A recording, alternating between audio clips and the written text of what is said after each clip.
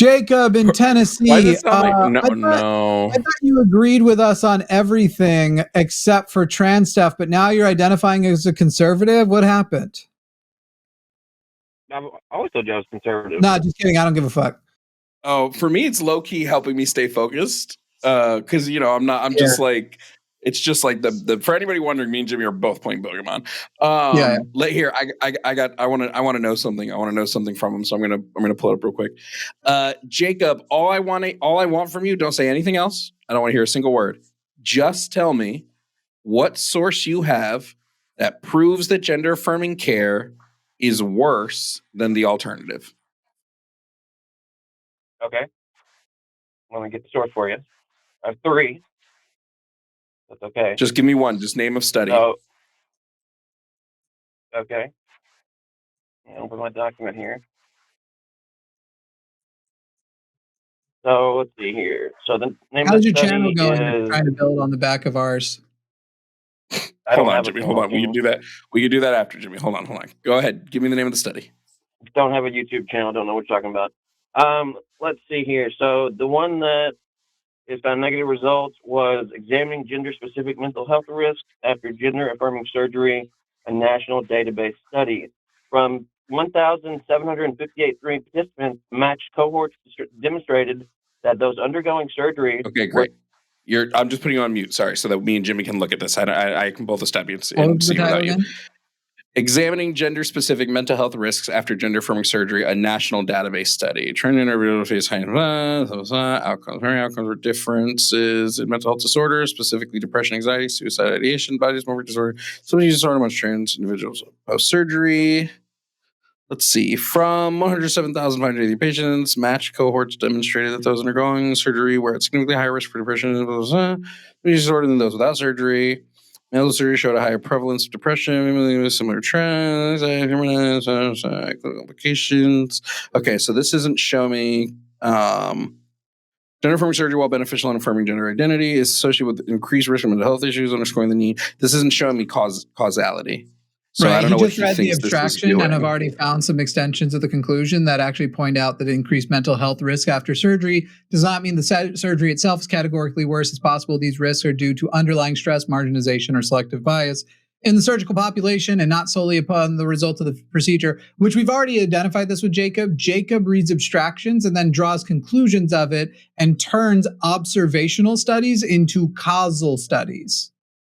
We already are aware that this is a thing he does. And in fact, there have been contradictory findings out there where he's like, oh, but those ones don't make my point. So the fact that there are people who take a study like this and go, ooh, you did not account for this and this, let's go ahead and do that.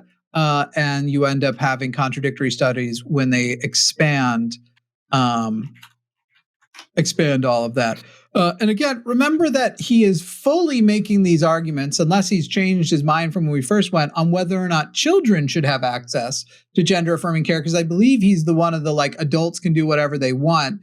And he says that Republicans have the moral superior position on trans youth health care, which doesn't include gender reassignment surgery on the opposition side. They have just straight out prohibition. And these are things about puberty blockers. But again, Jacob reads abstractions and then goes, here's the conclusion I drew on it, even though the researchers who do those studies do not draw that conclusion.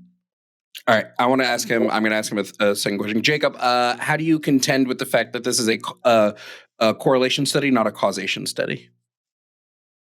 I've never said correlation equal causation. I'm giving you evidence from a case. Okay, Jacob, hold on. My question specifically to you. Okay, I'm gonna mute you because I'm not worried about your other studies. We're focusing on this study now. If me and Jimmy feel like you've done a good job, we'll move to the next study. My specific question to you. Yeah, my specific question to you was to show me evidence that this is worse than the alternative. And your evidence says there is no causation. There may be a correlation, but it does not establish any sort of temporality, and it does not establish the fact that the surgery itself caused any changes in mental health. It looked at associations, but it didn't look at causations. So if this is a poor study, take it out of your rotation, But I just want to know how you contend with the fact that this was not a causality study and it's just a correlation study. I'll unmute you. I just want to hear an answer to that question. Correlating it with multiple other studies that I have. Okay, so this one leaves the rotation. So show me another study. I have another question on this study for Jacob before it leaves the rotation. Hey, Jacob, how were the participants matched for this study? Were participants monitored from before they were went through their surgeries before, or were they selected after? I believe the term is retrospective. Were they retrospective? Oh my God. Jacob, were they retrospectively matched or not in that study you gave us? He hung up. Oh, no shit. You just got He might have disconnected. wrecked, son. He might have disconnected, but he's gone. This is fully a retrospective study. Cohorts A through D included patients with or without surgery. Cohorts either have allowed for gender comparison among those with surgery. Okay, so yeah, they just come back in. Okay. Yeah, this just looked at Jacob, just so that the chat knows. Which one was it? Was this study conducted where you follow people through their experience, or were they retrospectively matched in this study?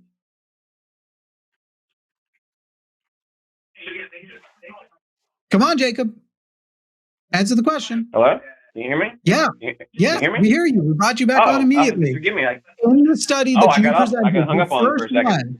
The first one, you hung up. We didn't do shit. The first one that you gave us, presumably your best, is this data, was this study actually conducted following people through their journey, or was this a retrospective study? Well, it's basically from beginning to end. I can give you the quote from the study. Incorrect. No, it's a retrospective. And it's called retrospective. Every single person selected for this study had already gone through their transitions. They were picked after. Their data was picked after. Retrospective studies have a place in science, and usually it is to go, hey, we just collected this data, and when we look at this retrospectively, if somebody were to pull this, you could indicate something that isn't true. So this indicates basically a retrospective study is the terrible study you do before a real one. Well, so two things.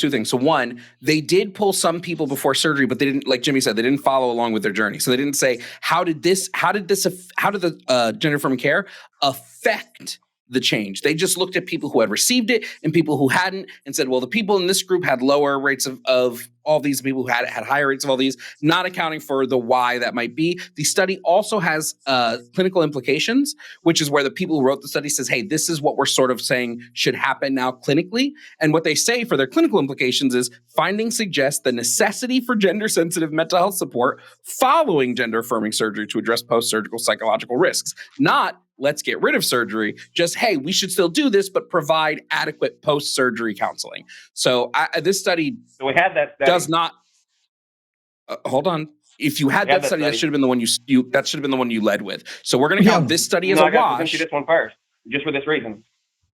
So that way we could say that this study doesn't tell what you said it did?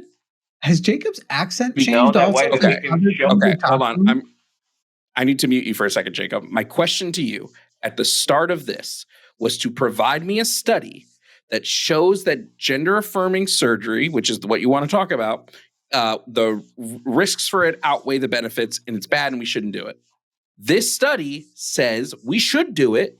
We should just have gender-sensitive mental health support following the surgery to address post-surgical psychological risks. It also is not a causality study. It doesn't look at causality. So you're going to go off mute. All I want now is the name of this supposed causality study that you have. That's all I want to hear. That's all Jimmy wants to hear. So just provide the name of the causality study so me and Jimmy can analyze that one. Wow, this is really specific. Long-term follow-up of transsexual persons undergoing sex reassignment surgery. Cohort study in Sweden. Slow down. Oh my God, no, stop, Jimmy. Nope. We're not even doing this. It's the goddamn Sweden study. It's the goddamn Sweden study. The Sweden study, my G, does not look at trans people pre or post surgery. It only looks at trans people versus the general population. This was the first thing me and you talked about the last time you had a conversation with me and Jimmy. I said you're gonna pull up the goddamn Sweden study, and you did pull up the goddamn Sweden study. Again, long-term follow-up of transsexual persons undergoing sex reassignment surgery cohort study in Sweden. That's what you pulled up. The objective of this study is to only look at trans people versus a random population control group.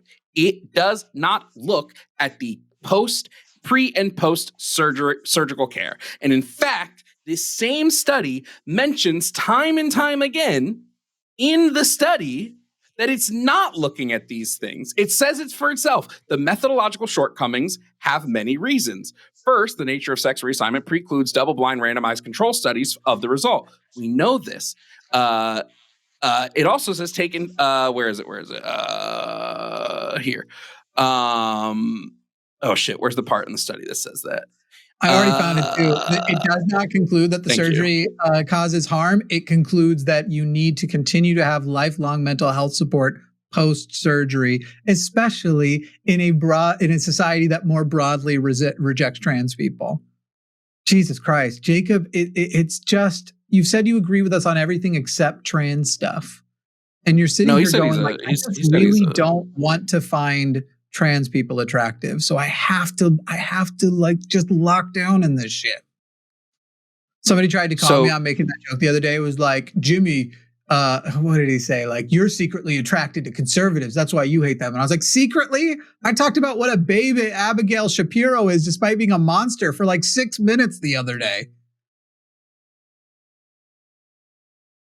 So Jacob, I just want to know how you handle the fact that this survey that this study that you put to us, which was a survey of all this, does not analyze pre and post surgical outcomes. My question to you was to provide me evidence that surgery, the risks of it outweigh the benefits. You've provided 2 studies that do not analyze pre and post surgical outcomes. So contend with that. You will have 60 seconds to answer that question. Yeah, so you have to correlate multiple studies upon each other and then correlate maybe another study or 2. So the first study I gave you was a negative correlation from trans youth healthcare, or basically saying that the current methodology was not working and there are negative consequences. And we need better. Hold on, Jimmy. Wait. And we Jimmy, have let him go. Let him go. I promise. Let him go. I promise. Sweden. We have that study. Okay. It was done in Sweden. There's another study that's nope. We're not. Okay. So now I have to mute you. We're not on to another study yet. This study that you gave me, okay? This study you gave me, the Sweden study, okay, does not say what you say it says, okay? All this study says is that, in fact, this study even highlights that surgery alleviates gender dysphoria. It's just that it's not sufficient to remedy all of the mortality or issues. The study you said quite literally says that the surgery and hormonal therapy alleviate gender dysphoria, which is the point of them. The study you pointed again does not show pre and post care. So if you have a different study, again, that shows pre and post, that with gender affirming care, the issues get worse if you get gender affirming surgical care. That's what I want. Okay? So I'm going to let you talk again. I just want the study that shows that things get worse, because all you've given me are 2 studies that show no correlation. 2 studies, both retrospective, both show no correlation. So I'm going to unmute you again. All I want is the name of the study that shows the pre and post care that it gets worse.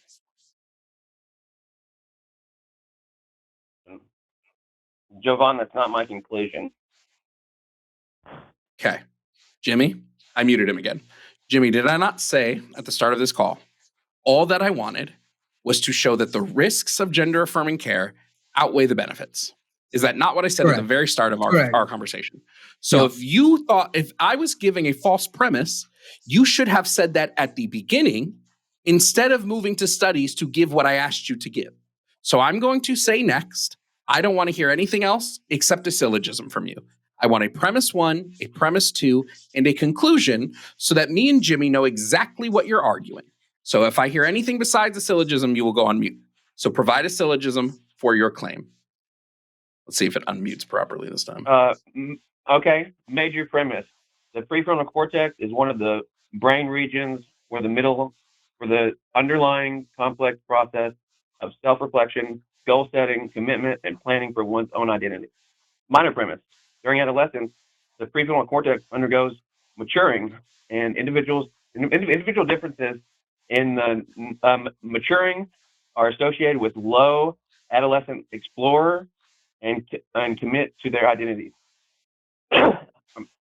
And so the conclusion, therefore, identity formation is associated with and partially depends on the maturation of the prefrontal cortex, which is not Great. Thank you. That was I got it. Thank you. That was all your premise 1, premise 2, and conclusion. If this is the case, that this is your P1, P2C, and this is the argument you're operating off of, I would assume you have some evidence to show us that there is a statistically significant amount of people who become trans at a young age, go through gender-affirming care, and then regret it later on or detransition because your claim is that their identities are not formed solidly, therefore we shouldn't be doing this to them. Please provide that information, which would ground and solidify your P1, P2C. Okay? Please provide that information. You are unmuted now. Okay, so it would be in the form of a scientific study from a peer-reviewed journal.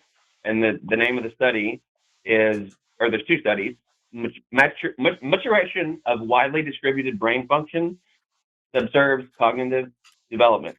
So study 1. Study 2, a shift from diffusal to focal cortical activity with development.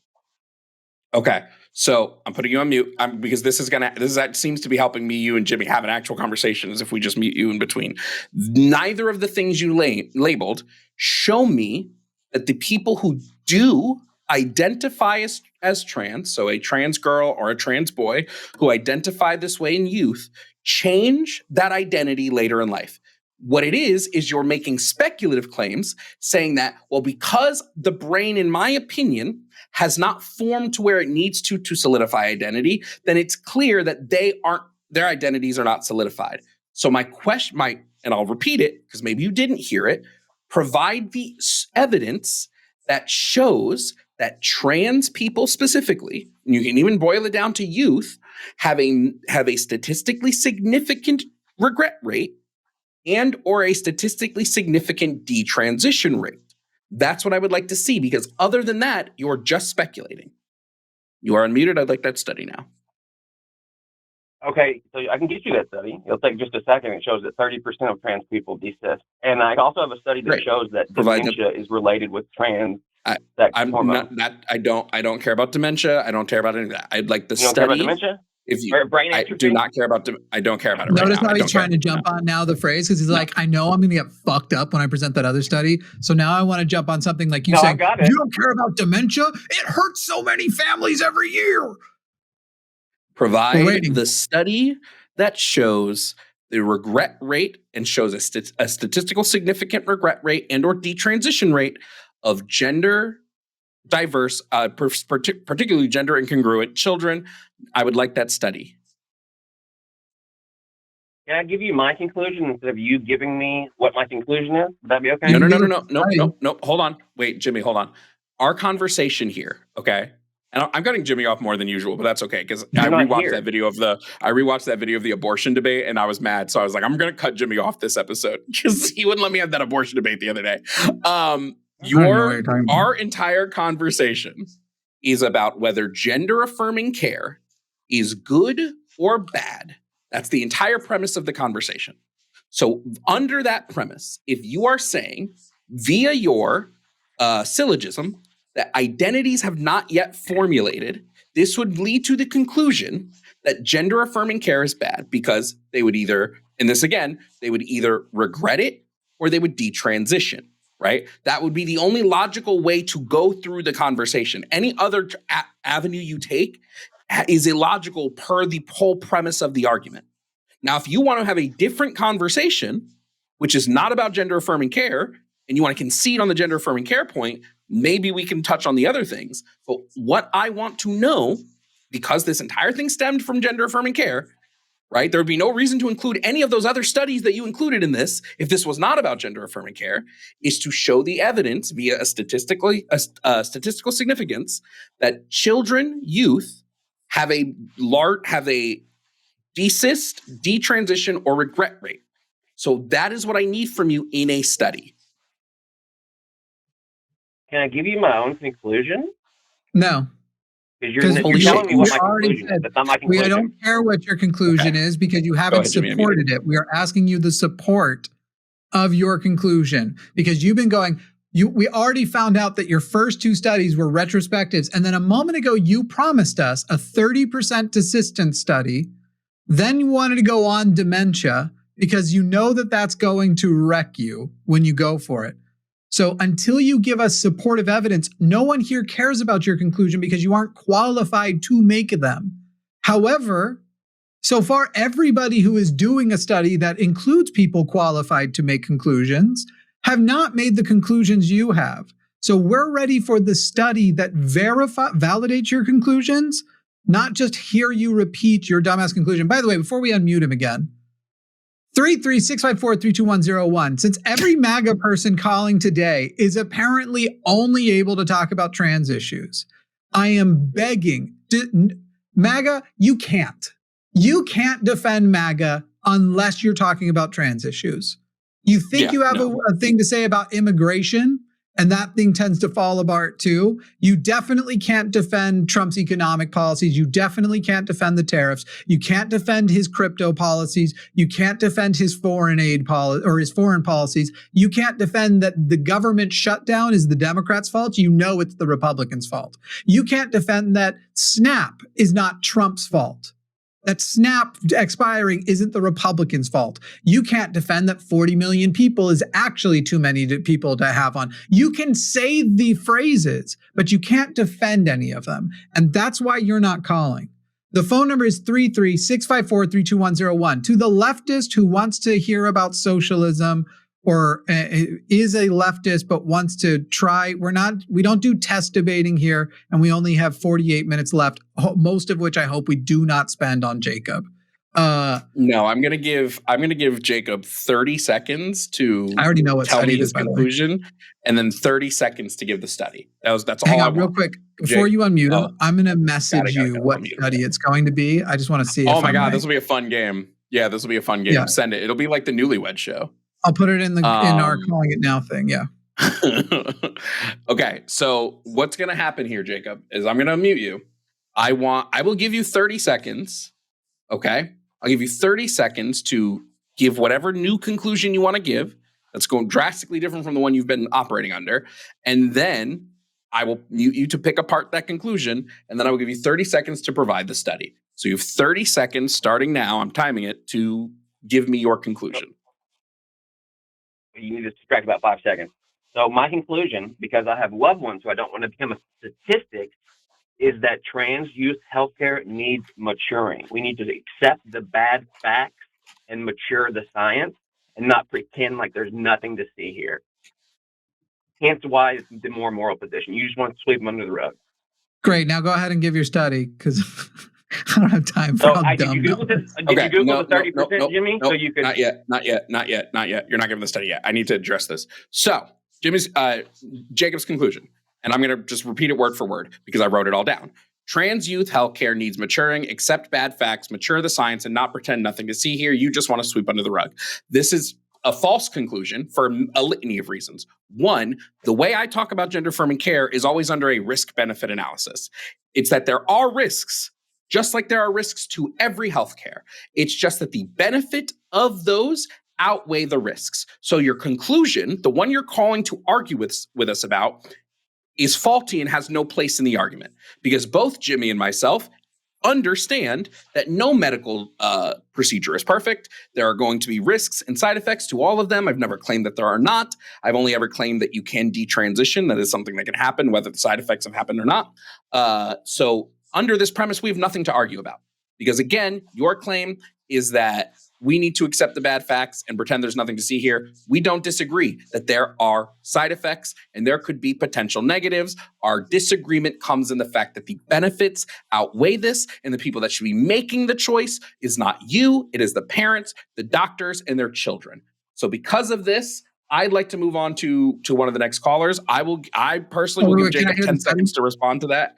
Oh yeah, you give the study and we'll see if you were right. And then we'll give Jacob 10 seconds. No, Jacob, wait, are we going to ask him what study it is? Jacob, what study? Yeah. What was the name of the study you were claiming? I love it. I love it. Okay, so the study is detransition and deviscence among previously trans-identified young adults, which you just Googled to make you look clever, Jimmy. No, because that's actually not where the 30% number comes from.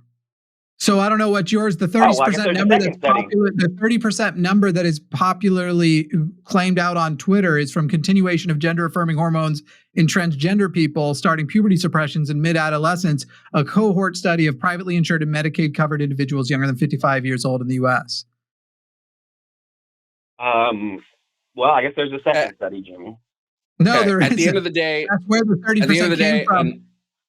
And by the way, the conclusion on that is they don't actually know why they quote unquote desisted, especially because that study specifically where the 30% number is has to do with 1,655 transgender adolescents specifically in military coverage, because there are multiple groups covered in there with military coverage, and that 30% of participants discontinued the hormone after 90 days. After using it for at least 90 days.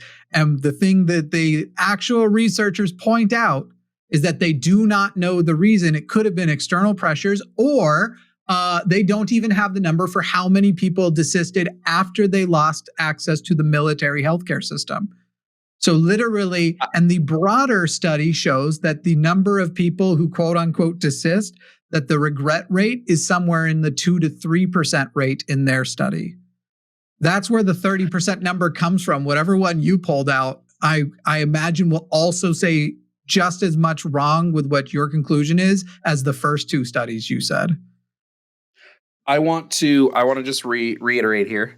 Jacob has consistently been saying he holds the moral position and the scientific position on this. He's been in both me and Jimmy's comments. He's made videos on his page to show his quote unquote sources, a bunch of which we know he didn't actually read. And his entire argument was based off of not knowing me and Jimmy's position. So now he thinks he got a win when the entirety of it was he didn't know our actual positions from the start.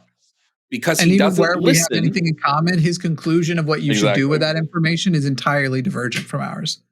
Yes. He believes you should. Well, he didn't believe. He operated under a listening to respond moniker, not a listen to listen. So Jacob, thanks for playing. Hopefully we never have to hear from you again, because it's just kind of annoying. His position isn't because the prefrontal cortex isn't finished development until 25. No one should get trans care until at least after that or sometime in adulthood, which, by the way, even the 25 number is stupid. I hate people use it for way too many things. And it's like, it's going to be so easy when it's important to anchor an actual argument on that to debunk that we have to stop using those stupid numbers. We've done that with other numbers in the past, like only 2% of people lie about women, lie about sexual assault. And so you're like, it's so easy to debunk that if you're literally going to anchor to that, at some point, it's not a matter of of course, everybody on our side is going to agree. So sexual assault is wrong and you should believe women. But when you're trying to convince other people and they can go quickly and find that debunk of that statement, it just makes you look dumb. And he's sitting there doing the same thing with the 25 number. I'm going to quickly go put this freezer into the garage. It'll take me 2 seconds, Jimmy, and then I'll be back. Oh, I'll wait for you.